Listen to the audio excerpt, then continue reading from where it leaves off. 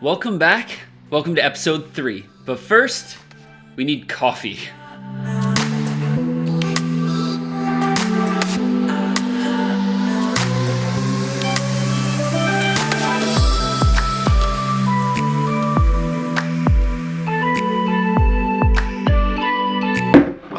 I never was actually one of those people who was like, I must have coffee. I wasn't. I promise I wasn't. But in this last 10-month season of my life, it's been something that I've found really slows my day down. The act of making a coffee and specifically taking a moment to slow things down in life has actually been a huge part of what we're talking about today, and that's burnout recovery. So about 10 months ago, I went through what a lot of people would call burnout.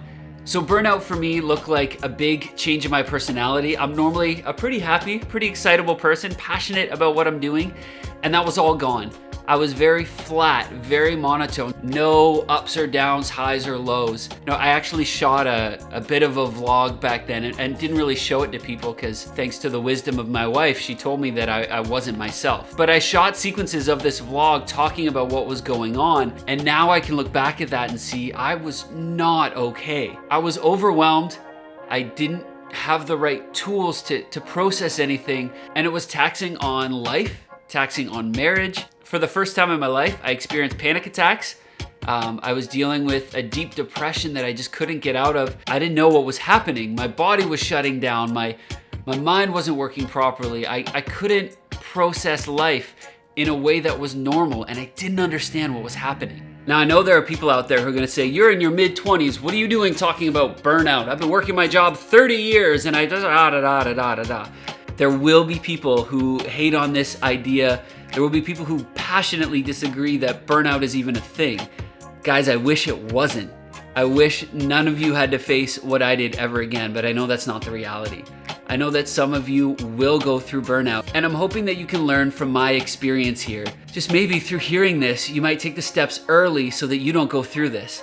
Burnout is real. It affects a lot of people, and it probably affects a lot more people than are willing to talk about it. And if you've never experienced burnout, well, thank God, because it's not fun. So yeah, the burnout recovery process for me, I couldn't have done without the support of a professional counselor, somebody to walk me through all of the things that I didn't know. It was difficult. Honestly, guys, it's probably one of the hardest things I've ever had to do in my life is build things back up from completely broken. I also couldn't have done it without the support of my loving wife. She was more than patient with me during one of the worst seasons of my life. And it's really thanks to her, thanks to our counselor, and thanks to God that we're still moving forward. I know that everybody's recovery process is gonna look different.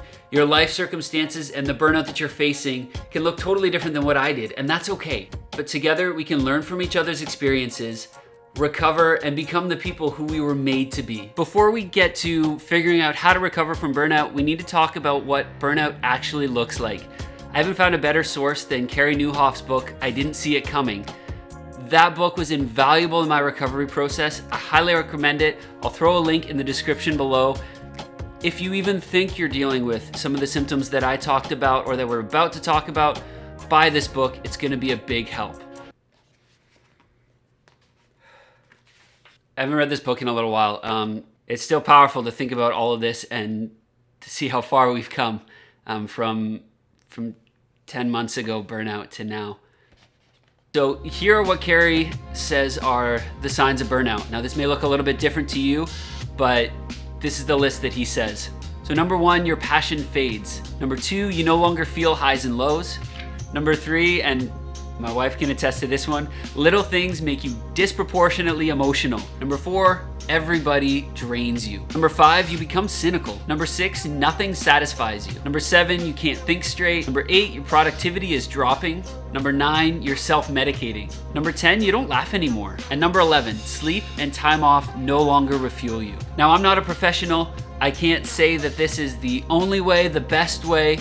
This is just my experience with burnout and how I've found positive results recovering from the process. So there's a few steps that I would recommend just from my experience. The first and foremost being find help.